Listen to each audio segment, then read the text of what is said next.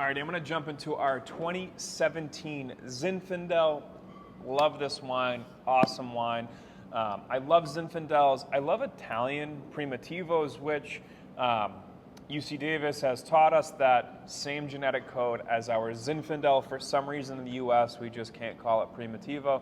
Labeling laws, not sure if that will change, but we made this Zinfandel like an Italian Primitivo, and I love Italian Primitivo. So what that means is this isn't going to be a fruit bomb. It's not jammy.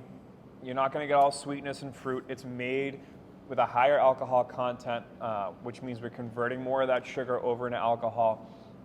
Not going to be a sweet wine, not going to be a fruity, jammy wine. You definitely get fruit notes to it, but not something that it's just going to be super sweet and super fruity the whole way through. You get a lot of peach and you get a lot of raspberry. Now the peach comes from the RP15 yeast strain that we use. We get that in a lot of our bigger, bolder wines. We really like it. The Petite Syrah is kind of an embodiment of that peach note from that RP yeast strain. You get RP15, you get it a lot on this Zinfandel as well. Let me jump into it.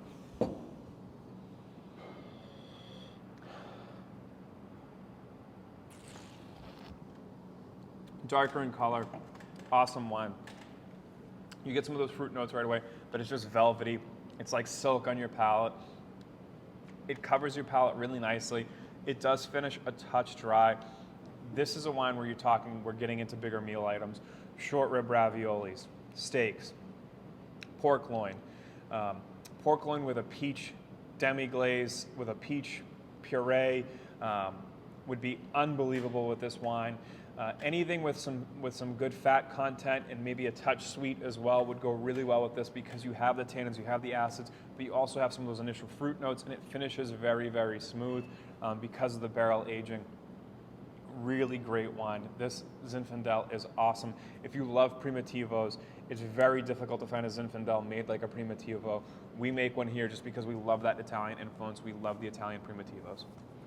Definitely a wine worth checking out if you like bigger, bolder varietals. If you like those sweeter style Zins, maybe something I would stay away from. It's not going to be super fruity. It's not going to be sweet. Awesome traditional style red Zinfandel. This here has probably about 14.5 to 15% alcohol. Definitely bigger, definitely a bolder wine. Enjoy. Cheers.